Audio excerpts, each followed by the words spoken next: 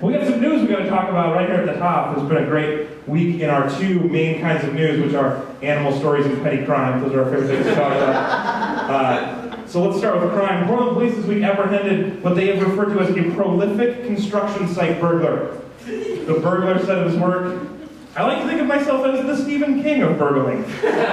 You have to burgle every day for at least 30 minutes, even when you don't feel like it. And you can't be in it for the money." That's what he said. A man who's trying out a newly purchased metal detector at the Oregon coast discovered what archaeologists have confirmed is, quote, an old ship. As opposed, that's what they said, that's what the archaeologists said, an old ship, as opposed to all of those new ships buried in the sand.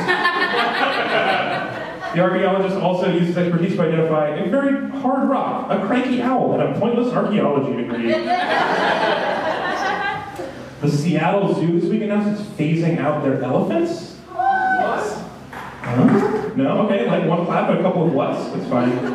It's just that the zoo can't really take care of the elephant's needs like it used to be able to, you know? This is what the zoo said. They said, look, we think you're smart, funny, beautiful elephants, but we just kind of need to explore what it's like to be a young, independent zoo again.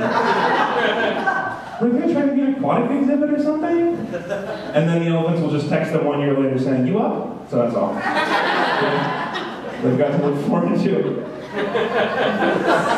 More animal news this week. A Sweet University professor is selling his infamous shrimp treadmill for a cool $1 million. Do you guys remember the shrimp treadmill? So he originally built this to examine how shrimp move in the wild, and then it was brought up by a bunch of pundits as like an example of government waste and abuse.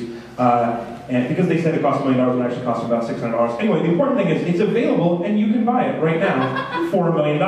And here's the thing: you're going to think this is a great gift for that special trip in my life, but there's no way you can buy your shrimp an exercise machine and have it not take it personally. Of course you don't look jumbo to me.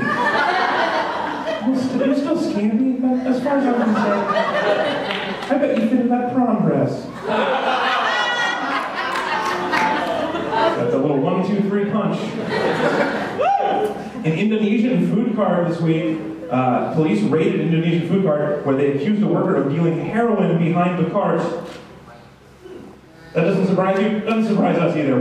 Obviously people are dealing drugs in these carts. There's no way that this whole thing is based on people wanting to eat kebabs in the rain. It's definitely, there are drugs behind it. Apparently the cops were turned on to this thief when they read one Yelp review that said, quote, "Come for the authentic Indonesian satay, stay for the, oh God, there's a baby on the ceiling." Just to warn you guys, when this cart inevitably closes, make sure to taper your use of Indonesian food. Go back, go to social services, get a cup of peanut sauce every once in a while. Just take the easy route down. A drunken man, this is probably one of my first stories this week, a drunken man in Newport, Oregon was arrested for shooting a barroom urinal. In his defense, it was totally looking at his penis.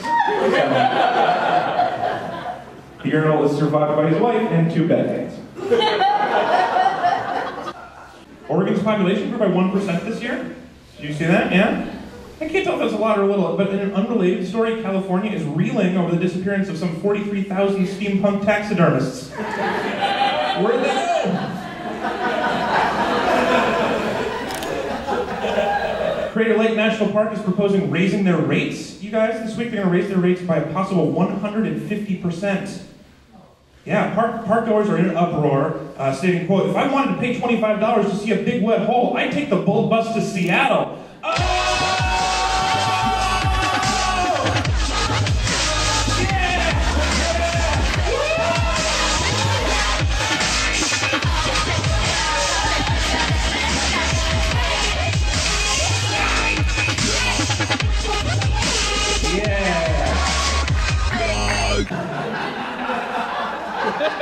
My favorite thing is just how realistic the money is. I think that's... I can tell why you were all clamoring over your seats to get to this fake money. There's a 1 on this side and a 5 on this side, like good money. Hey man, I need to make it look fake. I'm not going back to prison. I can't handle prison again. Did you just print these at your office? Okay, I'm curious. We're going to talk about this during the part after the monologue where I get to talk to you. 2 men were injured, we're almost done. 2 men were injured in a hash oil explosion in a gas station bathroom in Tiger this week.